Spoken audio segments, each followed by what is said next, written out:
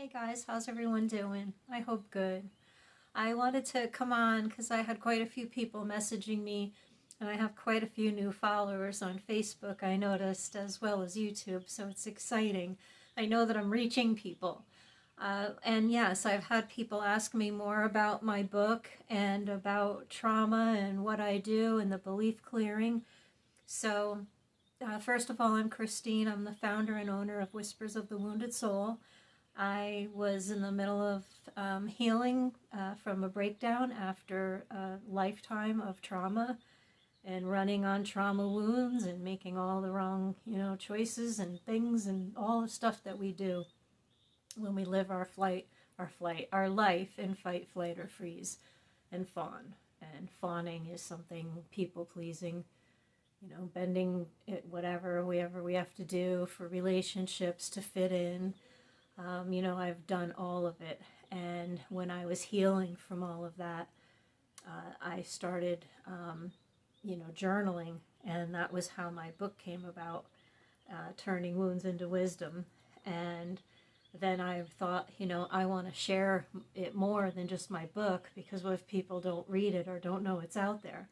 So I wanted to do, this. I wanted to make my voice heard so that people know they're not alone and they don't have to go 58 years, thinking they're a piece of crap and all the limiting beliefs and the self sabotage and the cycles. I mean, I'm where I'm at in my life because I continued the same cycles. Even after decades of, I became a belief clearing practitioner. I got certified. I know all the things. I just didn't use them on me because I didn't want to do the work. And that's where I always say too, if you want it, you do the work. First, check with your doctor or therapist or anything if you have severe depression. Don't get into shadow work, that type of journaling, the deep shadow work, unless your doctor says that you can handle it, because it is really rough.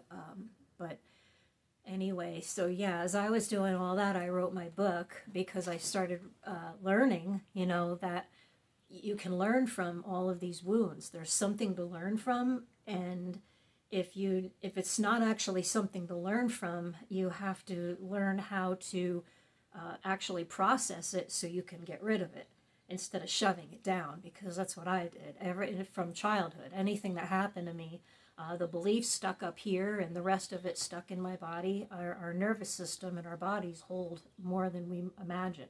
Our brains and bodies work together, and it's holding it all. That's what causes all the illnesses. That's what causes that heaviness in our back and our neck and all that stress, because we're carrying around, generations of shit that's not ours. We're carrying around our own crap, that a lot of it that we don't need to carry.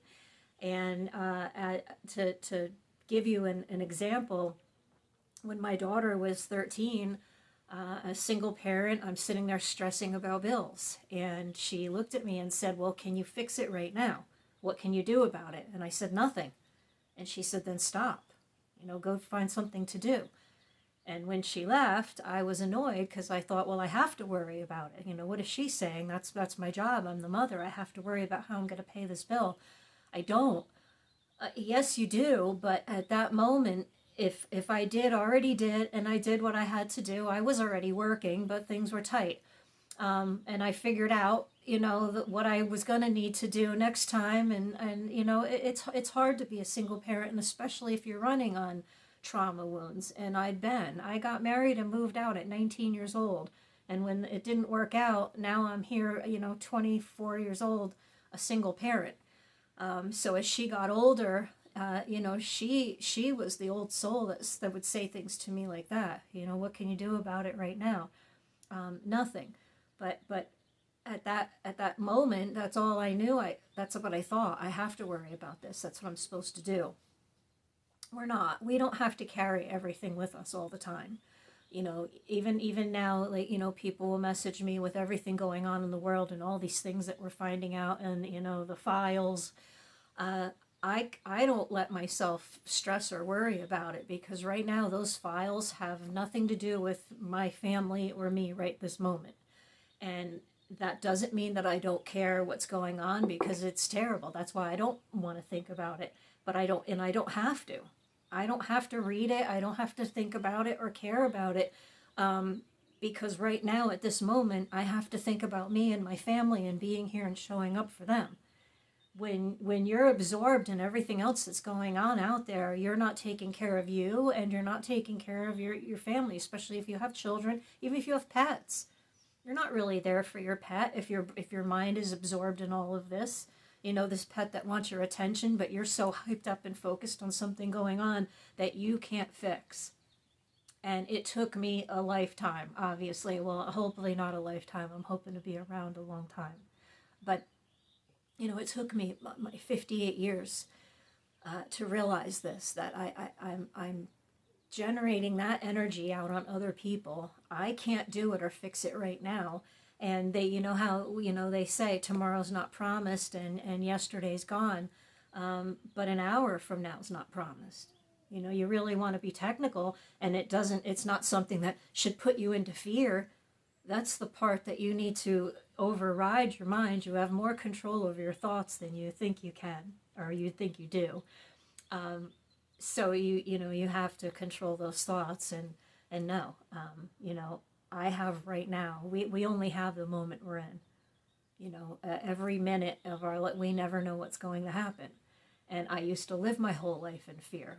Every time my daughter walked out of the house or got in a car with somebody, even family members, oh my God, because of car accidents and all the loss and death that I've gone through, I'm a like an anxiety waiting to happen. I'm constantly on alert.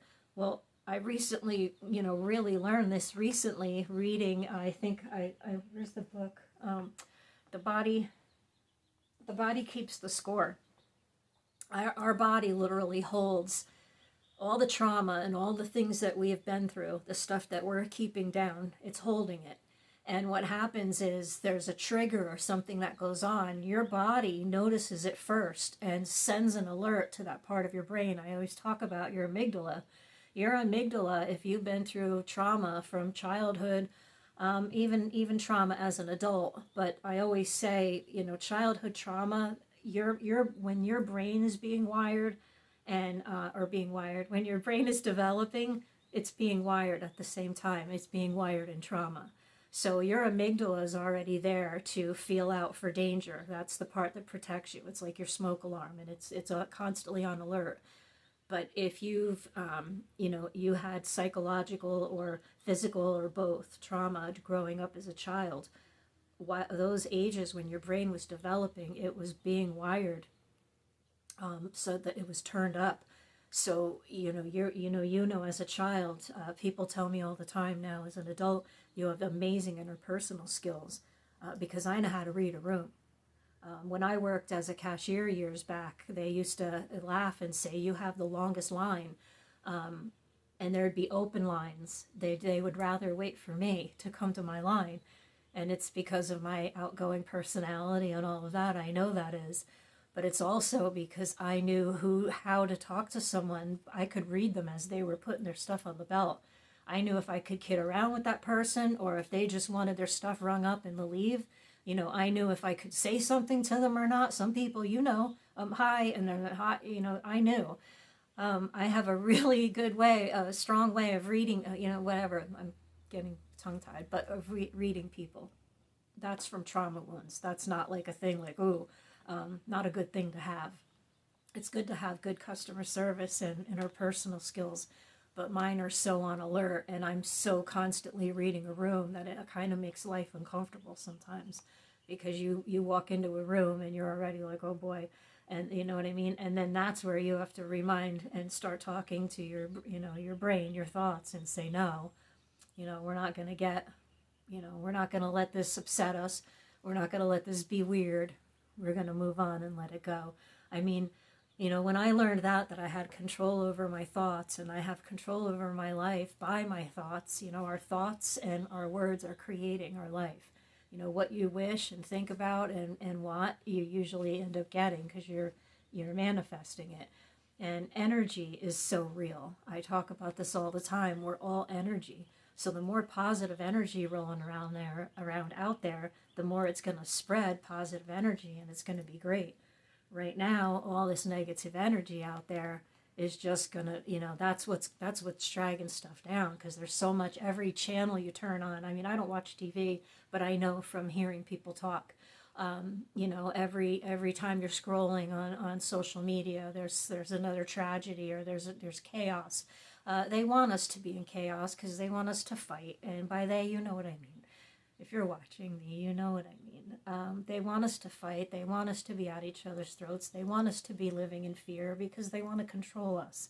And when you start learning that, that you have control of your own thoughts, nobody's going to make you happy on the outside. Your happiness is inside. Your love is from our divine God, the universe, whatever you want to call it. You have divine love, and you have the love inside of you. So your happiness isn't the next job. It's not the next home. It's not the next state. It's not the next relationship. It's not the next friend. It's already here. And it took me 58 years to learn that. And that's why all of this came up. I'm not an expert, but I do have 20 years of studying, webinars, courses. I became certified in hypnosis. I'm about to take my exam for NLP, which is hypnosis with an anchor. It's called neuro-linguistic programming. This stuff fascinates me, and it's proven to work. And I know when you actually do the work and want it, it works. I mean, that's what I'm saying. I'm here. I'm not cured. I'm still loaded with trauma. I still have so far to go. I still have so many triggers. But the difference is I've become to be mindful to the point where it kind of drives me nuts. But you can control that inner voice, that voice that's telling you you're a piece of shit and you're not good enough, and that's why this doesn't work out, because of you. We take things that people say to us, and if for one moment we're in a low vibration and we're in a low place, we're going to take that thing that person said to us and we're going to say it over and over in our head. And just like habits. When something's repeated, after a while, it becomes a part of you, part of your routine. Well, when you're building, lifelong negative thoughts, and you saw things and heard things, and all of that was already wired. I mean, imagine the brain literally is in chaos when you're living in trauma, constant. Every decision that you've made out of trauma, out of the unhealthy coping mechanisms, it's not really your fault, because the brain was rewired. Your brain, you don't have control over what your body is doing. How can I explain this? I think I've talked about it before. A door slams. If you come from an abusive relationship or abusive childhood, or you saw things with your parent, I mean, any of it, and that door slamming, for a fact, your stomach twists, your body tenses up, your heart starts racing, because that your body and that nervous system and that amygdala is like, oh my God, this is happening to you again. Your subconscious doesn't know the difference between what's real and what's not, and whatever you tell it, it believes. So if everything's already running on that high alert and that door slams, everything is telling your body that you're in danger at that moment. And that's where your mindfulness has to come in, and it can calm you right off the bat when you know you're safe. You're somewhere safe, but a door slams, something happens, that noise, and you automatically jump. Before your brain even puts you there, you're already secreting adrenaline and cortisol and all the stuff. But now if you're mindful, now that I'm talking about it, hopefully you can learn you could stop yourself immediately and say, okay, you're safe. And I always talk about hugging yourself. You can do this, one hand over your heart and one over your belly. And close your eyes if you feel comfortable doing it, and take some nice, slow, deep breaths, and, hold for a second and let it out slow. And as you're doing it, as you're taking the breaths, concentrate on your breath and keep telling yourself, I'm safe. Or you can hug yourself. I talk about it all the time. Hug yourself and rock. I rock back and forth, and I do it. And I'm not embarrassed to say that, because it's soothing. And when you've been through lifelong trauma, you need to soothe yourself, because otherwise you're going to continue the cycle, and you're going to keep making the same mistakes that keep putting you where you're at.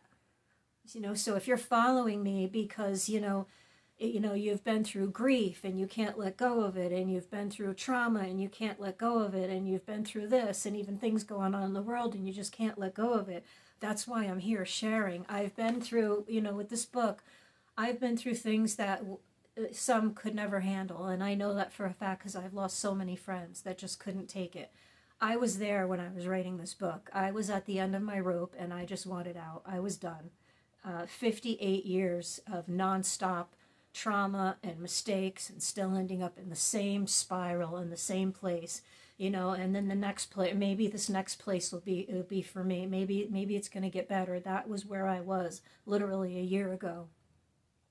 And when I knew I needed to heal, my liver, I had issues with my liver, my gallbladder, my kidneys. I was a mess. I had lost over 20 pounds really quickly, very bad. It wasn't healthy at all. My mind, like I said, where I was at, I was done. And something just told me I needed to seclude. I just needed to get away from everyone and everything. Thank God that was the overpowering thought, was to just get away. So I got away, and that's where I started doing all this healing. All of the things that I learned through the years were kind of hitting me. I was alone in a dark room, literally with a candle lit, with my eyes closed, and things were coming up from childhood, things that I never wanted to ever relive or have to think about again. And they were coming up, and then I started journaling about it, but I didn't want to write. My hands were bothering me, so I was typing it out. And the next thing I know, I'm like, oh yeah, I have a lockbox full of pages and pages that I've written through the years, because everyone's always told me, oh my God, you can't make this shit up. Your life, you need to write a book. But as I was writing pages through the years, I would kind of rip them out, but carry them along with me, because I was like, well, who cares? Nobody cares about me. I'm nobody. What are people going to want to watch or hear me?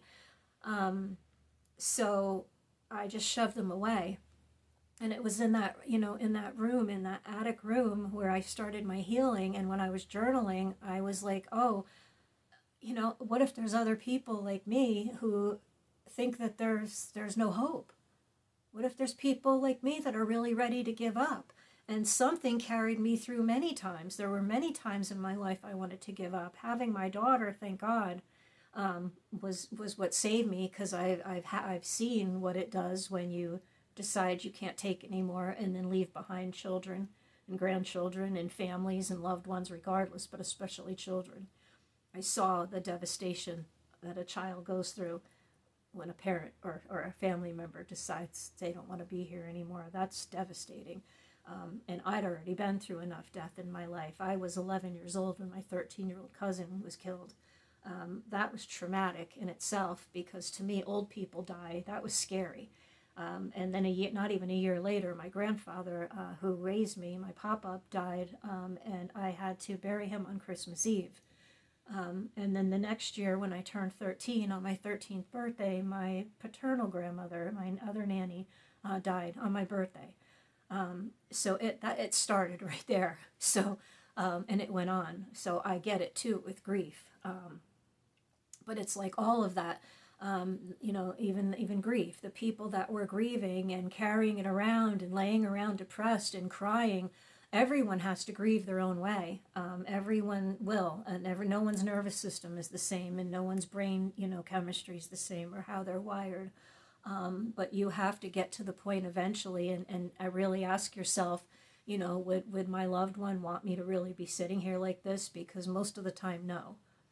I know, a few tragic times that I've been through, even losing my grandmother and losing my, the love of my life. That nearly destroyed me. But something kept me hanging on. But now, and this is what I'm talking about, now I didn't think of these things.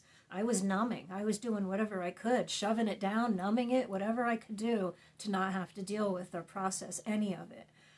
So there's some loss there, and that was in the attic. Another reason it was a breaking point. I broke because I was actually grieving for the first time for some people, that I had just shoved it down and tried to just move on. I cried and stuff for them, but I didn't process it. And by processing, is realizing what would they want, because I know they would have, smacked me upside the head. Get up and go move on with your life. What are you doing? I know they wouldn't want me to do that. They would want me to live my life and be happy. For some reason, their time was here, and we don't have control over that. And that's why I stress all the time, yesterday's gone, tomorrow's not promised, and an hour from now is not promised. We have this moment. So in this moment, what can I do to make myself happy? My loved one wouldn't want me to spend my last moment of my life, grieving or, not living my life because they're not here anymore. We're the ones being selfish. We're the ones that miss them. They're at peace, so it's like, I had to teach myself after so much loss. It doesn't mean I don't miss them, and I still cry, but I don't live in it anymore. I'm realizing that I can't. And like I said, I've had a lot, if you read my book or the full memoir when it comes out, you'll be like, in here, I mention my dad and my brother at some point, but I don't mention what happened to them in there because writing the book was so traumatizing that it didn't even make it in. And I didn't notice till I'd already published. I self-edited and self-published by myself. So I think I didn't do too bad of a job, but I just wanted to share because I thought that, I've been through anything and everything, grief, great loss of things, of everything. I've lost everything many times over. I've had, domestic abuse. I've had childhood abuse. I had severe psychological trauma. I did a course in child abuse reporting, and I realized at 58 years old that what was happening to me was child abuse, because I thought child abuse was bruises and outside the things that people would see. I have friends to this day that used to be at childhood parties and had no clue what was going on with me behind closed doors, no idea, because I didn't show my bruises. I lost my innocence at a young age. There was so many things that happened to me. So much tragedy, and relationships and marriages failed, and losing baby. I mean, I can't even tell you. So if there's something that you've been through, I guarantee I've either been there or very close. And it's not about who had what and everything. My point is, I've been there, and I healed everything the wrong way back then, or I wasn't healing it. I was stuffing it down because I didn't know what to do with it.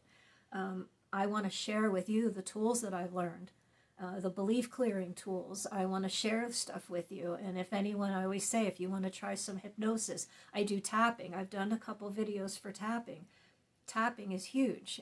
And if you don't know what that is, you're touching certain meridian points of your body, and you're reciting the negative first of what you're tapping out. And when you're hitting on certain points and reciting positive affirmations, you're actually rewiring your brain. So like with tapping, you start here, and then you start here between the eyes, and you tap here, here, here, here, collarbone, and then under the arm, and then you move to the head.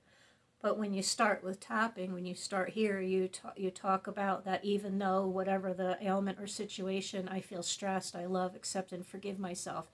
And you do that about 3 times. You let yourself know, even though I feel this way, I love, accept, and forgive myself.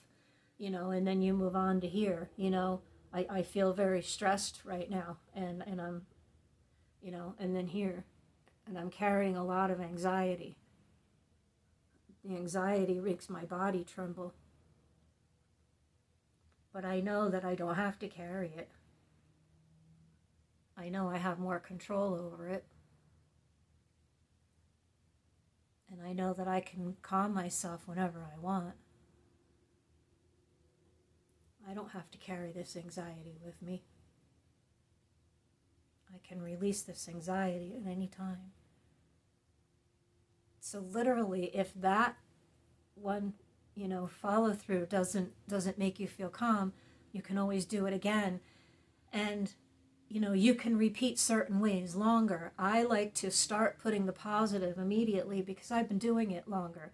The less years you suffer trauma, the less time it's going to take you to heal, kind of. You know what I mean? It's just that if you've had childhood trauma all the way up and you're, my age or close to my age, I'm 58, it's a little bit harder because you have so much baggage, and most of us are carrying the stuff that's not ours. And that's what I talk about trying to release first. If something comes up that's stressing you out and you think about it and it's not yours and it's not something you can do anything about right this moment, then you have to let it go. And if it's something that keeps coming up, well, then that's telling you I need to process this and get rid of it. And if your therapist or, your psychiatrist or psychologist you work with, if you're in therapy or with someone or on medication, talk to them about it. I want to start journaling about some of the things that come up. What do you think? Because, shadow work, you have to be careful. It brings up so much, and it's a lot of the trauma, if it's been down for a long time, it's rough. I had a severe nosebleed where it took 5 tissues, and I mean bad, to the point where I didn't know if I had like an aneurysm or something happened in my brain. And I didn't know if I should ask my friend to take me to the emergency room. Something, Google, to possess me to just Google. And then what I was doing was crying when I was, writing about trauma.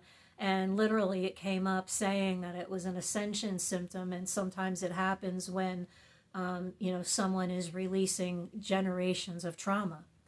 And I was also trembling when I got done crying. I was crying so hard that it was coming from the pit of my stomach. I can't even describe the crying. I've never cried so deep in my life. And then when the nose started, and then when I was done, I was literally trembling inside and out. So I Googled it, but it made sense. It was literally what I was doing. And I knew technically I felt okay. Nothing, I didn't have a headache. I didn't have any symptoms. I wasn't dizzy. I just had released so much. And then when I kind of got up, I felt a difference in the weight of my shoulders. I swear to God. And it was amazing because I was like, oh my God. But then for like weeks, all I did was cry. Every time I heard something that even resonated with me, or I read something or anything happened, I was sobbing. But it was so, it felt good when I was done. It felt amazing. And then I realized how much I stuffed down and just didn't allow myself to deal with. I just pushed it away. Everything in my life, everything that I have been through, I shoved down and pretended it wasn't real. Deaths, if I was living in another state, I would just pretend, they're not really dead. I just don't see them anyway. Anything that I could possibly do to numb or forget or whatever, shove it down. But eventually it affected my body, it affected my organs. It literally, stress kills. That's stress. When you're carrying everything, when you're absorbing everything you hear on the news or in social media, and then you're sharing it with your friend and you're sharing it with your family, now the energy is just negative. And I have so many people even say to me, oh my God, there's so much negativity. What's going to happen? Stop. I have a friend, and if she watches this, I know she'll laugh hard. Years back when we worked together, I was stressing going about something, and she says, stop. And she said there was a show, the Bob Newhart show, where he was a therapist or something. And the woman was like, I can't stop this, and I can't do that, and how do I do this? And he said, just stop. And, and she laughed, but she's right, stop. And my aunt used to tell me that many years back, and then sometimes I think about it, she's probably looking down, like wanting to smack me upside the head, because stop. If right this moment, at this moment, I can't fix it, and it's not affecting me or my family at this second, at this moment, then you have to let it go. And if it's something going on, like all this shit coming up in the world right now, process it for a minute. If it's something going on that you don't like, write to, your, why can't I ever think? Your, oh my God, every time I try to talk about this, it makes me wonder, but your president, and that's not what I could think of. Your representatives, that was the word. Get a hold of your representatives, and it's easy. You can just Google. There's phone numbers. I've left them on some of my posts. There's emails, and you can write a letter.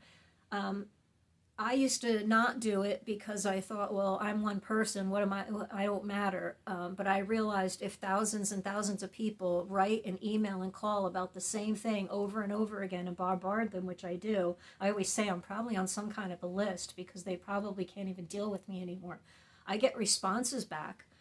Um, but they need votes, and when all of this has to be recorded, so when they're seeing that 20,000 people have called in about this one issue, in your state, in your and Vote Local, all of that, like, really.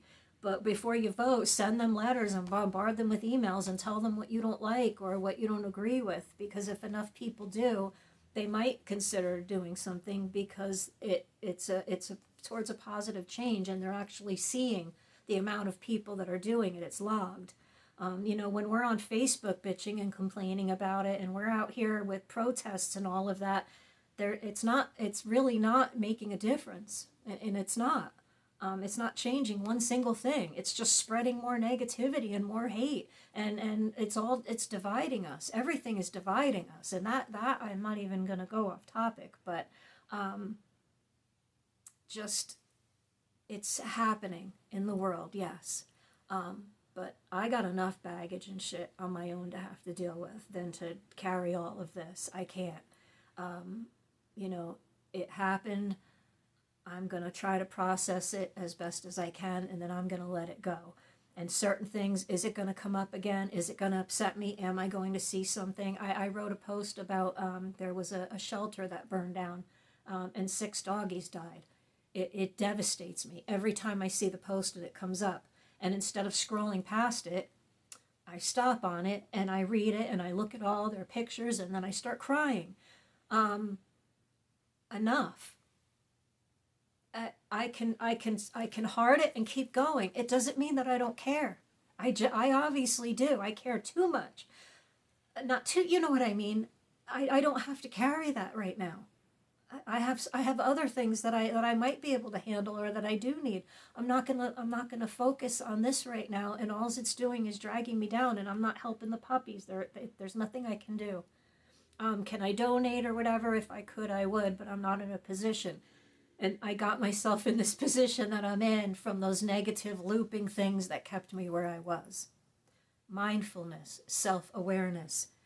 You're in control of your own thoughts. You have to tell yourself to stop. You have to try to process what you can when you can.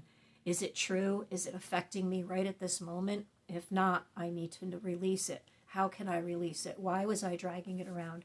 If you can't journal about it because you're not comfortable having a journal around, write it down and burn it or rip it or bury it or whatever. But writing is proven. I'm sharing with you all these different things, even the tapping. These are proven to help people with trauma. The PTSD, chronic PTSD, which we have if we've had chronic childhood trauma all the way through to adulthood. But that's why I'm here. That's why I'm sharing. And before I go, and I'm sorry this is so long, I wanted to share 2 little messages with you. One is believe in your own magic, and it's called Stars. And it says, oh, I can actually see it. It's time for you to take your goals and turn them into your reality.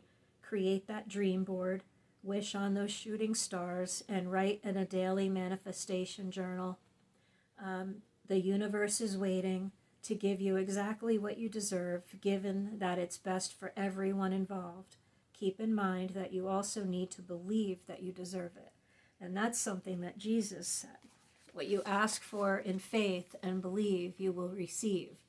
And that's why I talk about our thoughts and to be careful what you think and say, because what you ask for, if you're constantly focusing on something negative, you're asking for it. You might not think you are, but you're letting God, you're letting the universe know, my focus is here.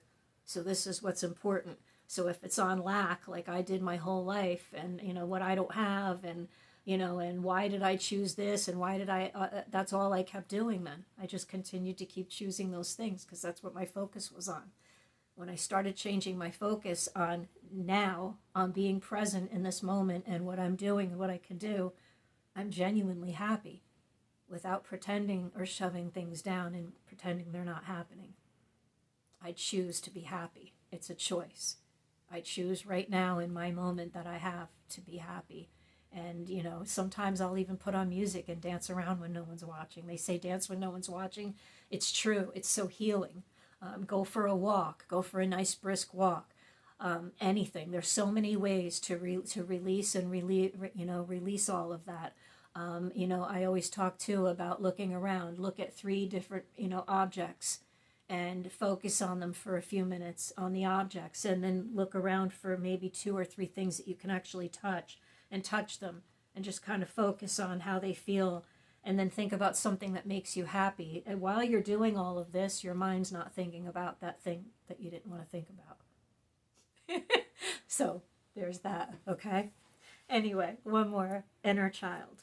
Thanks for listening, guys. Thank you so much for everyone following me and stuff. It means a lot. I sit here and talk to myself. This is wild to me, talking to myself in a camera.